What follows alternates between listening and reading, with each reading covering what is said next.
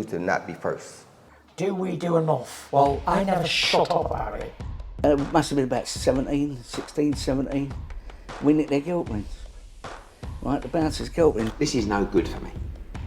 That's the reality. If you want the honest truth, and I see it every day.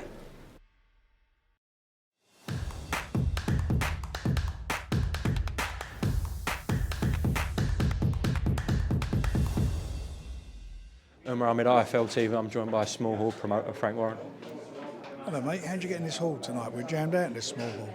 We're at a small hall press conference. Well, we're off the red carpet. Frank, this you told me the promotion's going to be mega. This is just a launch press conference. I've never seen so much media at an event before in my life. That's what it's going to be, I told you that. And it will be, and I think come the 28th, everybody will know about this fight and we'll know it's on. I've just taken the thing off. I'll put it on afterwards. Frank, on the red carpet, we've just seen an altercation between David Adeleye and Fabio Wardley. Wardley is cut, but I don't think it's a horrific cut. Just get your reaction to those events. Well, I don't like things like that. I mean, it's ridiculous, and you see these scuffles and all this nonsense at press conferences, and that is where it goes wrong. There's a little cut. I don't know how bad it is. I've not had a chance to speak to anybody. I wasn't there, so. It isn't that bad. I just spoke to David Adeleye about it. He said that someone from the security was saying stuff, as in Fabio's security was saying stuff to him, looking at him. They've had a push and a shove. Well, this is not a gang fight. You know, the only two have been fighting are the boxers, and save it for the night. They don't get paid. They don't get paid to fight before the fight. Stupid. In terms of this, Fury and Ngannou, you've met all the Saudi reps that obviously Spencer and you guys at Queensbury done the deal with. What's been sort of the conversations today and leading into this event, Frank? Well, they're extremely happy. This is opening the Riyadh season. 28. It's the first event on there, and this is something extra special that they believe in, like we do, and believe this will be. It's so worthy of opening the season. That's what it is. It's a massive event. Two guys at their best of their respective disciplines. Saw you met Lennox Lewis as well. Good to catch up with him. Yeah, it was. Yeah, I haven't seen him for a while. He actually looks like. I said to him, "You look like you can come back tomorrow." He looks so well. Frank, I know you sent your appeal now. We haven't spoke since you have to the WBA. I've seen some back and forths on your social media accounts with Dan Raphael. What is going on there with Dan? I've got no idea. He keeps on having pops and.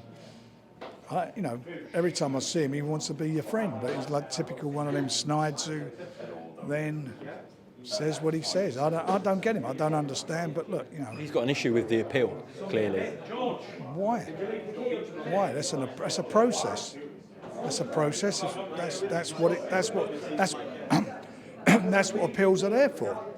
Appeal process is there for, to listen to see if there is an appeal, and we feel there is, and that's what it's all about. And as far as he's concerned, I couldn't really give a toss, If he's successful in appeal, I promise him I'll buy him a year's supply of pieces. That man there behind me put a picture with his trunks really high, putting soft belly. Did you see it to Usyk? I see it. No. Oh, we're going. We'll do something after, yeah? Still 3 questions. Frank, just picking this back up from earlier, we've had the press conference now. Thoughts on it? I thought it was excellent. I mean, Tyson is always I think he's the most colourful heavyweight since Muhammad Ali, as far as the press and media are concerned. Look at the turnout today, Umar. It was a huge turnout. When was the last time you see a turnout like this for the media? I haven't, to be fair. People might not believe me, but I haven't seen it. That's what I said. This is going to be a massive event, and it will be a massive event. And come the 28th, all eyeballs will be watching this.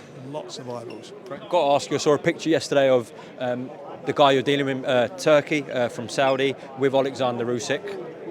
Come on. It's going to happen next year, isn't it? We will see. Obviously, if the appeal doesn't get turned over in your way. We will see what happens. At the moment, we're focusing, Tyson's focusing on this one. He can't afford to slip up or make any mistakes. And that's what we've got to make sure he comes through this fight okay. This fella's going to be dangerous. Everybody thinks this is going to be something that it's not. This guy will come out. He's a roughhouse fighter. He can punch. And that's the only way I think he can win, is to catch Tyson. And he's not stupid, he knows how to think himself. So that's what he's going to be doing. He'll be coming, throwing bombs, and whilst it lasts, it'll be exciting. Notably, figures like Carl Froch, Tony Bellew have been very critical of this. I've just spoke to Tyson about that. He said they're jealous because they didn't make any money in their career.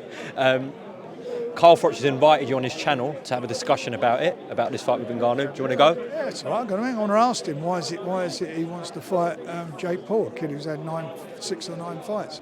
Lovely. I've got a nice question to ask him. Is that the fight he keeps asking for?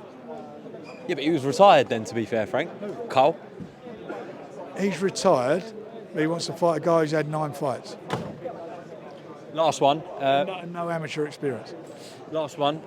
You've been talked about quite a lot on interviews with Eddie about in terms of drug testing, etc. Have you seen those comments? He wants media to ask yourself and Boxer about why there isn't VADA testing across all shows. Now Matchroom are going to implement that moving forward. We have VADA testing for this show. We have VADA testing. I told you last week I think I read the reports that came back. He's saying for every show he wants other promoters to put VADA testing in. He's going to do that himself. He's the fella who was going for drug-free sport. That's what he was at. And drug-free sport don't test for 2 specific drugs that are on the VADA and UKAD list. That's EPO and growth hormone. They don't test for that. So it's a pointless thing. And also, you can tell drug-free sports not to test for certain drugs. You can instruct them not to look for certain drugs. Is it not good that they're implementing VADA testing on every show now? Good for them. We do it as well. We have VADA testing. I mean, it's just all he's doing all the time is deflecting. If he's such a big believer in drug-free sport, then why hasn't his fighter, Conor Benn, gone before UKAD or the Border Control for a hearing if he believes in what he's saying?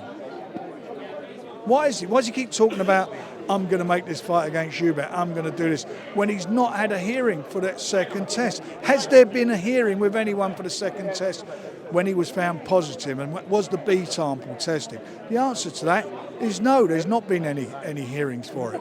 No hearing.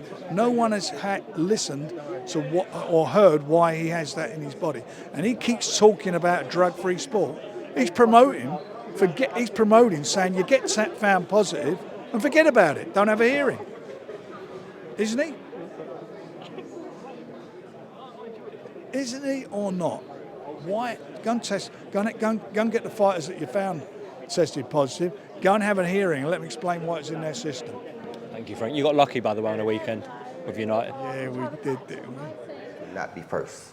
Do we do enough? Well, I never shut up about it. It must have been about 16, 17. We nicked their guilt rings.